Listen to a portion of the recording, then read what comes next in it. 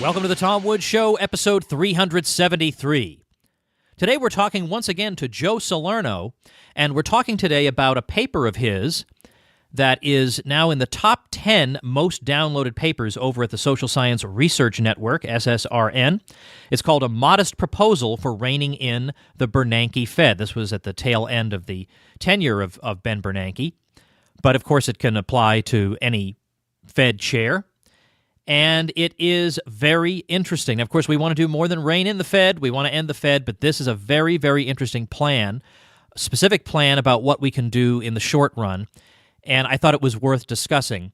You can, of course, find it linked on the show notes page for today, tomwoods.com/373. Joe Salerno is academic vice president of the Mises Institute and a professor of economics at Pace University. He is the author of Money, Sound and Unsound. Again, find out more at tomwoods.com/373, where there'll be links to all of this stuff. Let's turn things over now to my conversation with Joe Salerno. I'm very happy to hear that your paper, your proposal for reining in the Fed, is now in the top 10 downloaded papers over at SSRN, the Social Science Research Network. And I'm hoping with the old Tom Woods Show bump, we might be able to get her up to number one. It would be fantastic to see that. And I have to say that, I mean, the reason I wanted to have you on, I would have had you on if I had found out you had a paper in the top 10 anyway. But this particular paper is one of these things that every once in a while changes my mind on something. I mean, at this point, you know, you reach middle age, you're pretty much set in your ways. But this did actually change my mind on what the best way forward against the Fed is. And it's hard for me to think of, by the way, how to title this episode, because if I say, you know, a 4-step plan for reining in the Fed, people will say, reining in the Fed? I want to end the Fed. Of course, we all do. But in the short run, what sorts of things can we do? And what you do in this paper at the very beginning is you introduce the concept of Fed independence and then evaluate how that's actually worked out. So why don't you do that here? In the 1980s and 1990s, there was a lot of research by Fed economists, or by monetary economists in general, into what makes low inflation rates. And the consensus was that it was Fed independence, or central bank independence, that whenever you had a central bank that was substantially independent of politics, you had very good inflation performance. They did a little bit more research, or a lot more research in the 1990s, and they even came up with the conclusion that Fed independence also led to less variability in inflation. That is, inflation numbers didn't jump around as much; they were low and steady, and you didn't get much business cycles. In other words, low inflation went along with an absence of a lot of economic fluctuations in real output,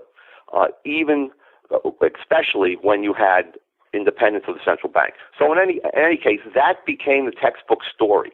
That became the conventional narrative that was given to students in textbooks, to the journalists who then reported it, you know, through the media, and so the Fed independence, or independence of the central bank, became the new orthodoxy.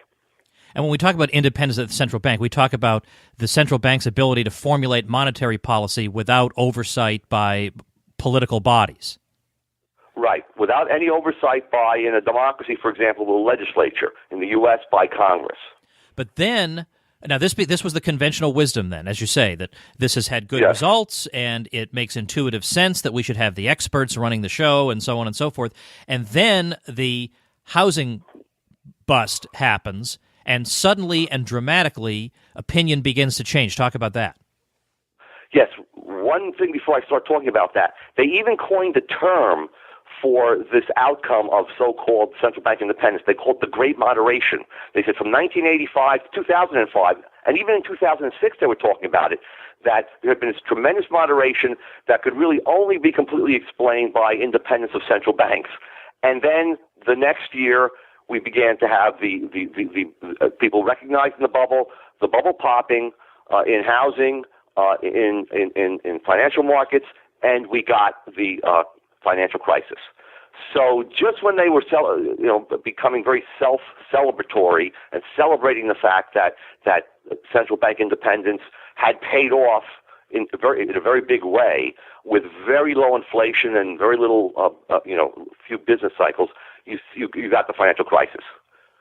So what you're doing in this paper then is attacking the idea of Fed independence, and of course you can even attack the Fed independence from another level. You can argue that really the Fed is not really fully independent anyway, because we all know that if there were a war or a depression or whatever, it's impossible to imagine the Fed operating in a way completely contrary to the will of the U.S. government. But nevertheless, it does maintain some kind of facade anyway of independence, and certainly the Congress doesn't set monetary policy. But you're proposing... Well, let me let you explain it. What are you proposing be done that's be different from what we have now in terms of the making of monetary policy and the creation of money? What I would like to see done, at least in the short run, to rein in the Fed and its excesses, is to have Congress, in effect, set the budget for the Fed. In other words, not permit the Fed to intervene in financial markets, not to have the Fed independently create money to buy government bonds. So it would be pretty much folded into the Treasury Department. So now, instead of, it would not be legally permitted to purchase any bonds or any sort of asset on financial markets. So we would shut the Fed out of financial markets. It would no longer distort interest rates. If the money was to be printed, then it would be due to the Treasury requiring the Fed to print a certain amount of money in exchange for these, what might be called Treasury bonds, but not really Treasury bonds, just orders to the Fed to print out up a certain amount of money to finance a Treasury deficit. So the Fed is financing Treasury deficits now, but in a very indirect and very destructive way, which winds through the banking system and through financial markets and distorts interest rates and causes business cycles. We would cut that out directly. And it would also have the virtue of making monetary policy much more transparent. We would now know if the politicians in Congress and the president's budget and so on, if it was in excess of tax revenues, then we could all clearly see, lay people and so on, that the money was being printed up by the Fed to finance spending on certain pet projects of politicians. And I think that's a positive virtue. I want you to explain simply how it is that this approach tackles the problem of the business cycle, that you still get some discoordination created by artificial increases in the money supply, but it's the way the money enters the system that affects whether or not you're going to get a business cycle as a result. But explain that for especially people who are not economists, but just are intelligent laymen. Yes. So right now what happens is that if the Fed wants to expand the money supply, it does so by going to 20 or 30 primary dealers, basically privileged banks, Goldman Sachs and so on, even some foreign banks. And every morning between 9 and 11 a.m., there's an auction in which they will pay for bonds. They pay for these bonds that are sold to them by the banks by creating money or creating bank reserves. It's actually not even printed up. It's just simply they go into cyberspace, they make an entry into their accounts, and they say, well, you now have $100 million more in exchange for the bonds that you sold us. So anytime the Fed buys anything, it prints money to do so, and it is legally permitted to do so. At that point, the bank now has $100 million more in reserves, and it wants to earn interest on it. So then it goes to the markets, and it will try to loan this out, but it cannot loan it out at the current interest rate. It has to lower its interest rates in order to attract more borrowers for that additional $100 million. When that happens, then the money gets into circulation, it's spent, you have inflation, but at the same time, you have much lower interest rates. And at that point, businesses who are borrowing then begin to undertake spending on capital goods. They begin to distort the economy by driving up the prices of capital goods, drawing labor and other resources into producing, more factories, more mines, more equipment of all sorts, and that causes an imbalance in the economy. And so you move resources to an area where they're not serving consumer wants, and eventually that's reversed. When interest rates go back up, it's not as profitable, they find out, to have invested in those various production processes. And at that point, there's unemployment. They stop spending as much in those areas, and there's not only unemployment, but a lot of the equipment then is not used, and that's called a recession. and that liquidates these problems. Now, by the way, the Fed was printing up reserves of about $85 billion during the period of the height of quantitative easing.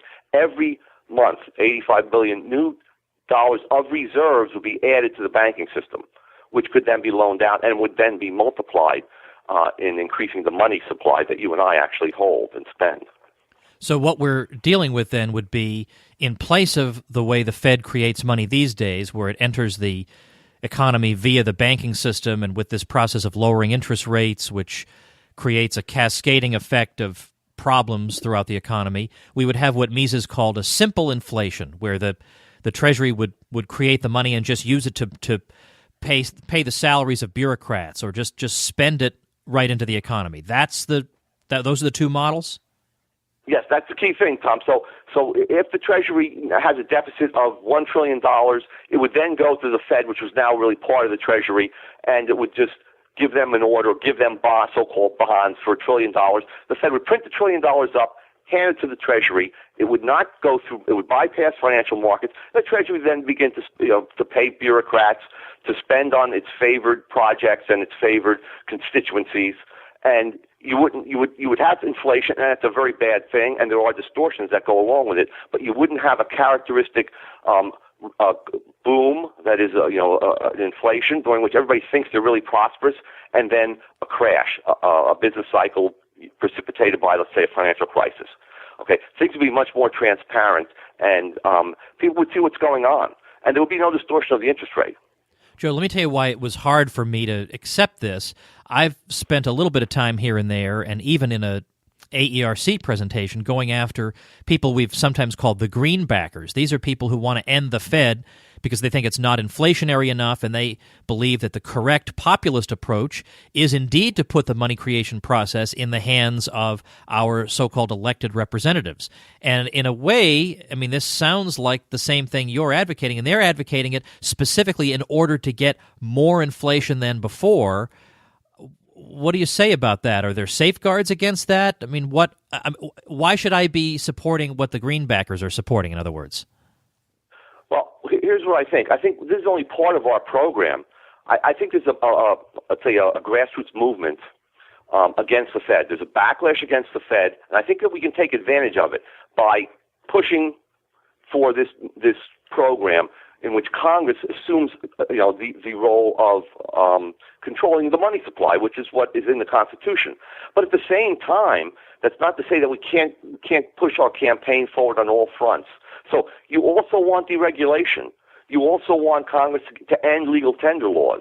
So I think this can be, and of course get rid of all sorts of taxes, capital gains, excise, sales taxes on all potential alternative currencies like gold, silver, and even foreign currencies.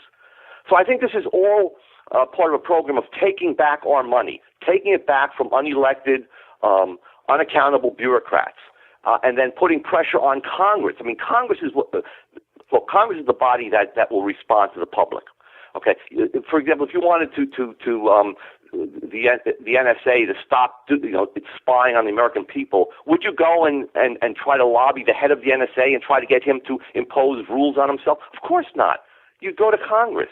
And I think this is the way that we have to proceed. So I don't agree with the greenbackers' ends, but I do agree with some of their means. The means are to pressure Congress. And, of course, another thing that you would be reining in the Fed from doing is not just its creation of money, but also its discretionary policy pertaining to bailouts, that the bailouts would have to be all carried out in full view, right before the public, with people who are at least in some way answerable to the public, even if it's largely a facade. At least somebody is answerable for these sorts of programs and bailouts that we saw in the wake of the financial crisis. Yeah, exactly, Tom. Now there would be transparency, as you said, and there would be names attached to the bailouts. We would know. I mean, there would be congressional hearings and so on. We would know who is getting the bailouts. They would have to go before Congress and request the bailouts.